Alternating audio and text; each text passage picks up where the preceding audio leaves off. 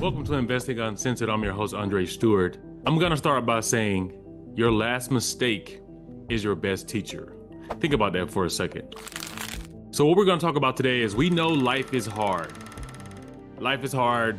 Doesn't matter what age you are, 10, 11, 12, a teen. But we can admit, once you start adulting, it gets even harder. When you start bringing on credit card debt, personal loans, to bring in kids, you bring in a mortgage, life just gets so much harder. So what we're going to talk about today is how to leverage bankruptcy to become a millionaire. In addition, I'm going to show you why millionaires who file bankruptcy get it all back faster than they did the first time. So a lot of people have a misconception about bankruptcy. They got this like bad stigma, like, oh man, that person went bankruptcy. But is it really a bad thing? I'm going to show you the different reasons and the different types of bankruptcy. There's 3 that are commonly used. I'm going to show you how to leverage one of them or even 2 of them for you to change your life and be like, you know what? We're going to reframe your thoughts on bankruptcy today. So let's go. Regular people think bankruptcy is so bad. When you hear a person say, oh, that person went bankrupt, you're looking like, oh, that person couldn't manage their finances, or you're like, oh man, that person lost their job. You think so bad or negative about the fact that that person might have went bankrupt. But then when you hear a millionaire that went bankrupt and they got it all back in like a year or 2 years, that's kind of like, how did he do that? So there's multiple ways that wealthy people use bankruptcy. One of the ways that I will say, you heard me mention earlier, once I show you guys how to look at bankruptcy in a different way, it's going to be a reframe. I love reframes because it changes your perception about whatever it is. So I'm going to reframe bankruptcy today, but I'm going to give you the 3 common ones that everyone uses and how they use them. You might be like, you know what? Bankruptcy might not be that bad. That might be a good option for me because once I get through it, it generally only lasts 2 years. So let's start here. Bankruptcy, depending on which one, it generally lasts 2 years. So after the 2 years is up, even during that time frame, once you've declared bankruptcy, you kind of start the process. You get a bankruptcy attorney, you go through the process. You can still sometimes get new credit cards while you're in the process of bankruptcy. So it depends on which one you use. So I'm gonna break down the 3 really fast, but I wanna give you guys an idea. When you do bankruptcy, it's not like your life is over. During that process, sometimes you get to keep your car, you get to keep your house, you get to keep many things. Back to what I was saying, during that 2-year time frame, you can still bring on more debt, but you'll just be more strategic about the debt because it has to be approved by the treasurer and it has to go through your attorney. So we're gonna go through the first form of bankruptcy. I don't know if it's the most common, but you might have heard of this one before. Chapter 7 is a liquidation bankruptcy where the debtor's assets are sold to pay creditors. This chapter is often used by individuals, partnerships, or corporations who are unable to repair their financial situation. So Chapter 7 is kind of like a business who has no more revenue or a person who has no more income coming in. So they have to liquidate the car or the house or whatever it is to pay off the credit card debt, to pay off the loan, to pay off the mortgage, to pay off whatever their debts are. So basically, if you have any assets, it could be a painting, it could be whatever it is, they're going to come for it, right? When they come for it, they're taking it and they're gonna liquidate it to see how much they can get for it. And then depending on what your credit card debt is, they're gonna use some of that money to distribute over all of those to get those debts paid off, or they may pay off one, right? Or they're gonna use whatever it is they can as an asset to pay off your debts. And then whatever you don't pay off, I believe it goes onto your credit as a judgment, which sucks because the judgment will follow you. I don't even know the timeline on that because I'm not a credit repair specialist, but I think a judgment will follow you maybe anywhere between 7 to 15 years. I'm not correct. If anybody knows that, put it in the comments. So some people file Chapter 7, and that's when it's just like, you know, that to me is maybe one of the harsher ones. And you might hear, and what the crazy part about it, you never know what file or what form of bankruptcy someone did. You just know they filed bankruptcy. So if you look up the definition and Chapter 7 pops up, you're gonna be like, man, okay, that person really didn't do it right. But there's 2 ways you can look at it. If they have those assets, and I'm not saying this is the best one. I think there's 2 other ones, and I think one of them is the best one. In case of Chapter 7, that's like, all right, this person basically has nothing. They don't have a job. They don't have anything coming in that can help them out. So they got to sell everything to pay everything off. there's two ways you can look at that. You can look at it like, all right, this person has nothing and they get to start over. And when you file Chapter 7, even when you file any bankruptcy, I believe your credit score goes up because you don't have any debt. So if all the debt you had is paid off, and I think it shoots up. But what happens is you do have the bankruptcy showing up in your credit report, and that just follows you around. So yeah, you might have a 750, but you also have this bankruptcy tag on your credit. So that, kind of deters people from dealing with you, especially like lenders that are like more traditional. Like, on the going to Bank of America, Wells Fargo, or someone like that, they might be like, nah, we're not touching that. But on the private side, and this is why business owners do it, and this is why if you do have a business, or if you don't have a business, you might want to consider starting one. On the business side, especially when it comes to mortgages, I mean, if you had a bankruptcy or even a foreclosure and you're 2 years removed, no one cares. They're going to give you that money, especially if you have a business showing that you have income coming in from the business, or you have assets. So whatever the case is, say it's a house, if you had that BK or that foreclosure 2 years ago, they're going to look for your, what do you call it? I'm going through this now. I'll talk about that in a later video, but they're going to look for your discharge letter. So they're going to ask for your discharge letter to see when it was discharged. And if it was discharged, 2 years before, then you can get a mortgage loan. Like, it's not even a big deal. So don't think when you file, even if it's Chapter 7, that your life is over. I mean, you can just come back and start a business and get back going. But if you don't have that and you're just a regular person, that might be a little bit more difficult, and you might have a hard 2 years. You can get a job or whatnot, but it just might be a little harder for you to get things. You got to start paying for things cash, which again, if you're just doing Chapter 7, here goes a reframe in my opinion. If you're doing Chapter 7, you paid off your debt, you no longer have any debt. So now if you do get a job and start over, you don't have any debt to take care of. Now you might just have rent if you're allowed to rent somewhere, but it's straight cash now. You got money coming in. Say you get a new job making $80,000 to $100,000 a year, you have zero bills. So one would think that a person who has filed bankruptcy, especially Chapter 7, they would learn from their mistakes. And that's kind of why I started this podcast off saying, like, your last mistake is your best teacher, simply because it would behoove you not to make that same mistake again. So even with Chapter 7, if you were to file that and you get to start over, you get to start over with no debt, and now you just have straight cash flow. So now, in the age of information, and if you're watching this video and you think about doing it, then obviously you have the sense to be on YouTube looking for educational content that's going to help you on the backside of the 2 years. So even if you file a Chapter 7, it's not a bad look, because now it's pure cash flow. So that's a good reframe for anybody that has a lot of debt and they don't have the income to support it, and they're like, I'm drowning. Okay, if you're drowning, go ahead and maybe file that Chapter 7 and then get a fresh start over again. And now watch some videos, take some courses, go to some seminars, and learn how to leverage your, the money that you got coming in now to do something different. So that's what I'll say about Chapter 7. So not a bad thing if you're looking at doing a Chapter 7. Chapter 11, a reorganization bankruptcy, where the debtor presents a plan to the creditors to reorganize their financial affairs. This chapter allows corporations, partnerships, and some individuals to maintain their operation while creating a plan to repay creditors.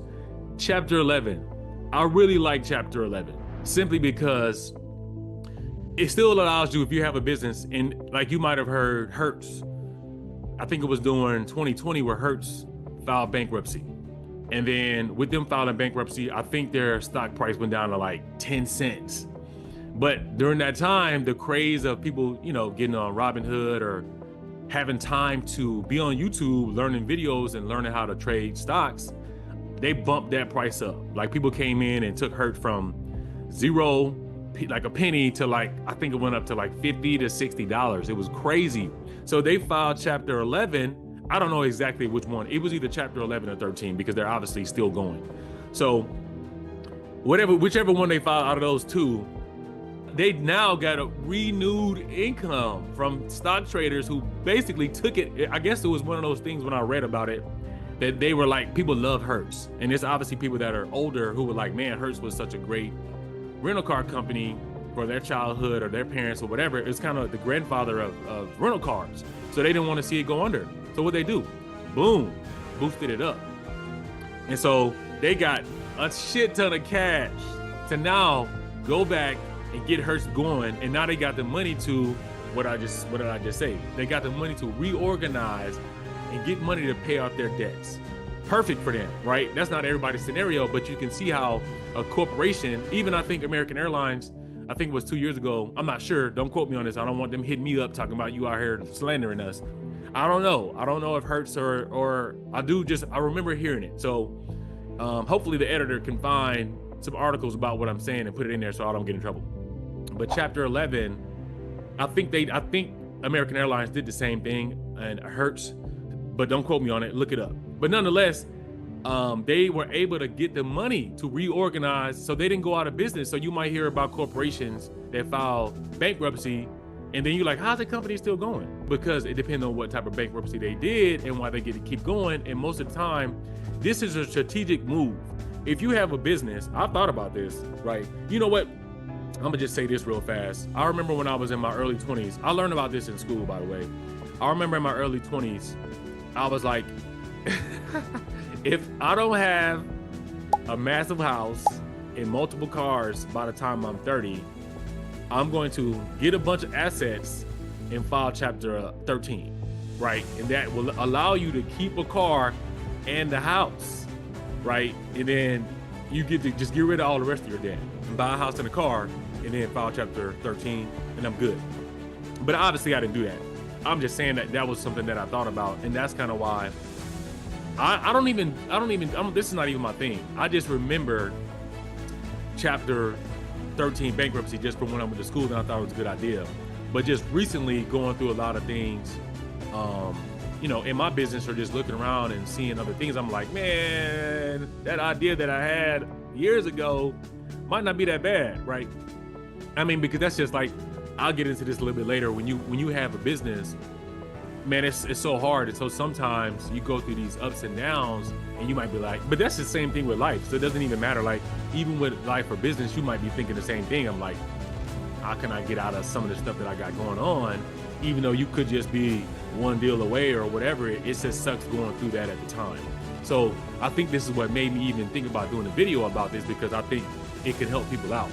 Because I thought about it and I'm like, I'm very strategic about moves that I make. I'm not going to do it, but I'm just saying, I thought about it and the strategic moves. So I felt like maybe I can create a video and show people how they might be able to benefit from this. But anyway, back to it. So quite a few companies do chapter 11 because it's a very strategic move. So when you think about, I think Donald Trump, there's a ton of millionaires that you've heard over the course of time that said they filed bankruptcy, and then within a year or 2 years, they made it all back.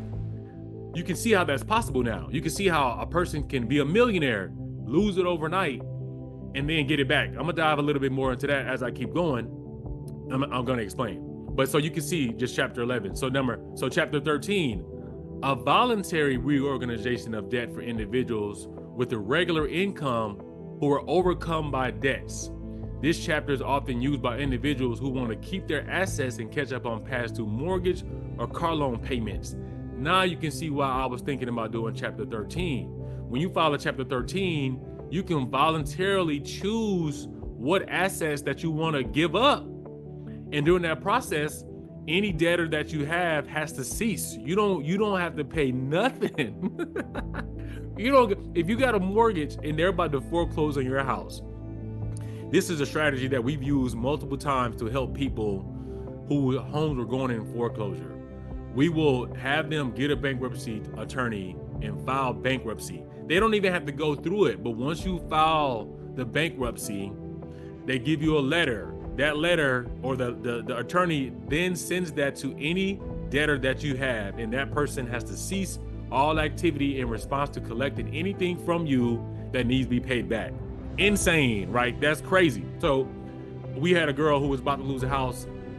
I think she waited too late to file it, and we kept telling her when to go do it, and I think she missed the window of being able to do it, and I think she lost the house. But it was like $400 or $500 for her to get the bankruptcy attorney, but then just hurry up and do the letter and then submit it out. But I don't know why she wasn't listening to us, so she didn't do it.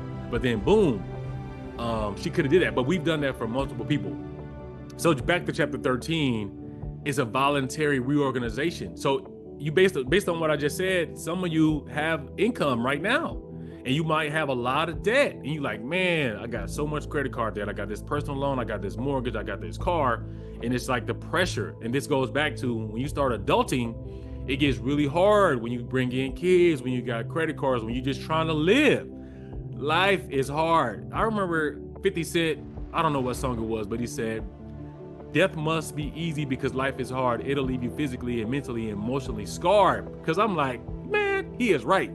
So as you start to just, become an adult, this just happens, especially if you don't get the education that we should get about finances in college. You don't get it growing up. And sometimes, back in the day, parents weren't this savvy, or they didn't know what we know because of YouTube and different books or access to information. So we're a lot farther ahead than our parents were to be able to give us this kind of information. So, we might have got in. I remember when I was in high school, people would come and set up a booth in the lobby to try to give us credit cards. What? So you give an 18-year-old senior a credit card, especially in college, man. Like, it was crazy how they would just come and post up on campus and just be handing out credit cards. And it was a trap. They just getting you in that trap. So early enough, if you don't have the savvy or the experience to know how to manage that, which most people don't at 18 or 19, then you end up in bad situations. Or you might have a parent, I grew up in certain environments and your parents were going out there and getting, the light bill or the water bill or a credit card in your name. And so by the time you're 17 or 18, your credit is jacked up. And it's something that you didn't even do. Your parents just went out there and did certain things, and they're not at fault. They were just trying to make it. They were trying to survive, doing the best thing that they could with the resources that they had. So I'm not knocking anybody's parent or a parent that has done that or is doing that. But like, you just got to eat. And so if you got to do certain things like that, it is what it is. So you just can run across a problem and you might need to file chapter 13 or 11 or 7. So if you reframe it in the context of what I'm saying, chapter 13 to me is probably one of the best options because it allows you to stay in your home. It also allows you to keep your car. So then now you get rid of any of your credit card debts. Yeah, you might not be able to go out there and get credit cards, but you probably shouldn't because you obviously didn't do a good job. But that goes back to, did you learn? Did you learn from that mistake?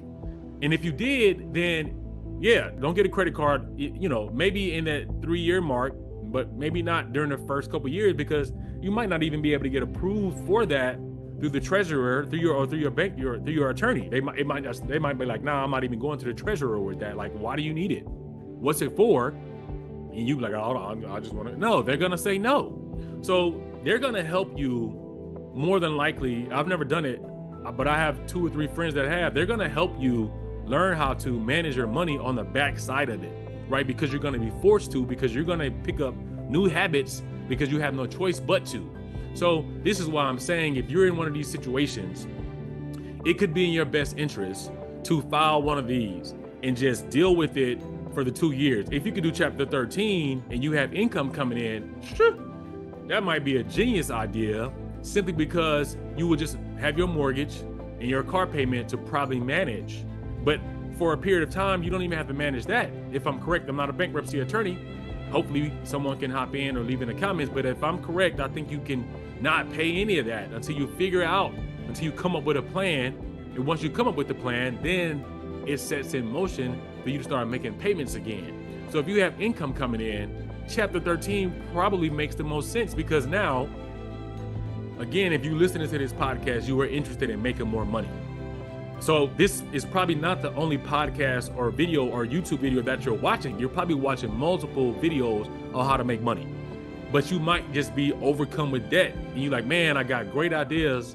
There's so many things I want to do, but I can't do it because I got so much debt. This could make sense for you. So then you'll have a place to stay and you'll have a car to get around. And now you're figuring it out. Now you got income coming in. Now you technically can stack. And then after the 2 years is up, now you know how to go out there and leverage debt, because you should have learned that throughout the 2 years and you should have picked up new habits. So there's no way that you should be in the same situation again after you file bankruptcy. And this is how you can become a millionaire after filing bankruptcy because you have zero debts to worry about. They've all been wiped away. So the only thing you have to do now is learn how to manage your funds, do a financial literacy class, stack your money that's coming in with your job or however you're making it, and just wait and wait. And then if you want to get into real estate, based on what I just said, it would behoove you, that's my favorite word for today, it would make sense for you to get into a business and start generating income, because now your personal name does not own the asset. You control it. Wealthy people don't own anything. Nothing's in their name, but they control it because they have control of the LLC.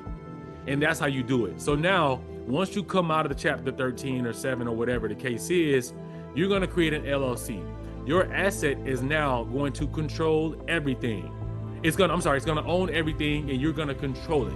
So there's nothing, no one can come for you. They can come for your LLC, but there's a layer of protection, and that's why people do corporations, because you can't get sued. You can be paying yourself whatever you want to pay yourself. If somebody wants to come for your company, they can come for it, but they can't come for your money. They can't come for your house. If you decided to, on the second go around, the house that you have that you're living in is in your personal name, and your car's in your personal name. If someone wants to come for the LLC, take it. You got this. And if you've been paying yourself out of LLC, you got money that they can't touch. So this is why I think it will be super easy for someone to become a millionaire after filing bankruptcy if you know how to do it. And so back to what I was saying, the reason why millionaires, when they file bankruptcy, they do it as a tool. It's a strategic move based on what I just said, because it allows them time to build more cash flow or get more cash from where they be in an investment situation like GameStop had a run up. You know about that one. Everybody should know about that one. And then you have Hertz that I just explained. So it allowed them a time to be able to get flushed with cash. And now they back, they good. They won't run into that same situation again. So that's why if you have a millionaire who's had a business and he just end up trying to, leverage his credit, get credit cards to build a business, go out and get loans to build a business, or get real estate and got mortgages to build his business. If he files bankruptcy on all of that, he didn't forget any of those tools. He didn't forget any of those skills that he learned to get there. What did he do? He just got rid of that, and he was able to start over. So now when he's starting over, or she's starting over, now she knows exactly what to do. She won't get into debt. Matter of fact, he or she understands the process now. So the learning curve that they would have had when they first started their business is now gone. So that's why somebody, a millionaire or a business owner, whoever files bankruptcy, it's two things. They did a chapter 11 where they did a chapter 13 where they voluntarily reorganized and gave up certain things, or they did a chapter 11. So they still got money, first of all. So, but if they restarted a whole new business, they know what they're doing. They just did it. I'm pretty sure no business owner is filing bankruptcy after 1 year. It's probably like over the course of 5 or 6 years that they've been in business. And it's like, okay, I'm over leveraged. Forget this, right? Why go through the stress and the headache and go through all of that when you can just be like, you know what? I'm just gonna file bankruptcy. I know what I'm doing. And then especially if you have a business and you had investors, or you have a network, no one in your network knows that you have filed bankruptcy. No one would ever know unless you went out there and started telling everybody, unless you got a major corporation. And then that's a whole different thing. You in a whole different ball game when you talking about a corporation like Hertz. Like, yeah, people are gonna know, but it's not a big deal because you're Hertz. You got a brand, you've been branded, and that's a whole nother thing. If you have a brand, no one's even gonna care if you file bankruptcy, even if they're a person that you know or an investor that you know. They know you, they know your brand, and they know that you might have ran on hard times, but that doesn't change the skill set that you had, right? So that's why it might make sense to go out there and file that, because now you're gonna come back 10 times stronger with less debt. And so you're like, man, and then you got the same team. Like if I were to do something like this, I still got the same development crew, but they ain't going nowhere. I still got the same everything. So all the ideas that I have, all right, that business is gone. I'm gonna just start another one. I'm just gonna change the name. You change the name of the business to something else. And it could be just a small change, like Jimbo Partners Group. And before it was Jimbo's LLC. Like, you just changing something small in it, if it's that, right? And then you start a new corporation. And you're using the same people that you had before. So why would there be a break? No, you're just gonna get right back to where you were a lot faster because you don't got all these debts to pay. So this is how you can leverage bankruptcy. And bankruptcy is not a bad thing. So reframe it. Whatever thoughts that you had around bankruptcy, I hope I just removed that from your, the way you thought about it. And I just reframed it so you can be like, you know what? I'm not telling you to go out there and file bankruptcy by far. But what I'm saying is you can see how it can be a useful tool, and you can see how wealthy people use it to change their situation. It's not even a bad thing. Like, most of these corporations that you have these debts, they have a loss prevention department. I'm pretty sure they have a budget for this type of thing. Like, that's why if you can go to Walmart or if you go to these different department stores, they can take losses from people coming in there and stealing. They got it in the budget. That's what they do. So you think a credit card company is gonna feel a blip in their revenue because a couple people filed bankruptcy? Yeah, I mean, they're gonna get the money back. If you owe them $1,000, maybe they might get back 500. That's better than zero. So they're cool with it. They're gonna be like, cool. That's like when you have a lien on a property, there's a first position and a second position. You can go to the second position lien holder and be like, yo, I filed, I put this, I'm putting this thing in foreclosure. I'm foreclosing on this house. That's what the first position can say, or whoever's trying to take first position. You can say, hey, I'm putting this house in foreclosure. You ain't gonna get nothing because I'm foreclosing on the first position. So you might want to take this little whatever I'm going to give you, because if not, you're not going to get anything. And that's how you just create more equity in regards to real estate, which we've done that before. We went to the second lien holder and be like, hey, I'm filing the foreclosure on the first position. Right here, you in the whole 40 grand, but I'll run you 10 or 15 for you to remove that lien. Because if not, you're not getting anything. And they'll take that. So now you just increase your equity stake by, 15 or 20 grand just by getting this person out the way. And boom. So now that's just a different strategy when it comes to real estate. But I'm just showing you how you can leverage bankruptcy or any kind of foreclosure situation for the good. Like, they're not bad if you know how to use them. And so it all comes down to education. Most people have a lack of education when it comes to finances, period, especially when it comes to laws surrounding bankruptcy or foreclosures, and they don't know how to use them. And then they just end up in a bad situation. They become depressed, stressed out.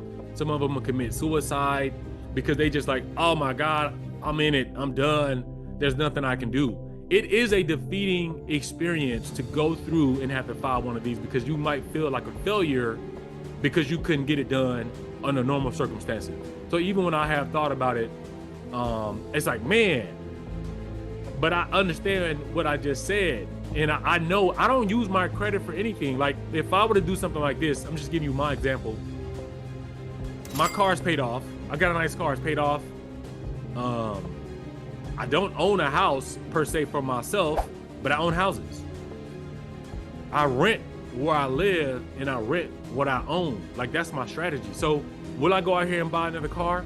I don't know if I'll buy another car, because if you watched any of my previous episodes, I talked about Sixt, Sixt.com. You can rent a car from them. It could be a BMW, Jaguar. They're top of the line, and you can get it for a fraction of the cost of like going to like an Avis. It's cheaper to just go to Sixt. They have a subscription where you can just subscribe and get one of their cars if you want to. So you can get a 5 Series or a Range Rover, whatever, for way less than the amount that you would pay to lease the car. Or, so again, I don't really care about assets. I don't care. I don't want to say assets. I don't really care like about liabilities. Getting a car is a liability. Because if you think about it, I probably drive my car, I don't know, 2-3 times a week, because I walk to the gym. I may ride to the grocery store, or just different things that I do, right? I don't use my car that much. So why would I go out here and get in debt and get a lease on a car? Because leases now, I mean, if you get a nice car, it's like $1,100, $800 to just get a super nice car. Why would I do that? Why would I go out there and add more to, or put a car in the garage that I will probably drive only a couple times a week, because it's a new car and I have a car that I love that's hooked up? that has low miles on it, why would I even do that? So now I got a car that's in my garage that I'm paying $800 to $1,200 a month on, which is taken away from my cash flow. Doesn't make sense. But if I do want to ride in a nice car to get that feeling of riding in a nice car, we all get it. I get it. Just go rent a car. Just go rent a car for a couple days. If you want to go out with your lady or your guy, just go rent a car for a couple days, pay the little, couple bucks to get a nice car, have a good time if you got a car that's paid off.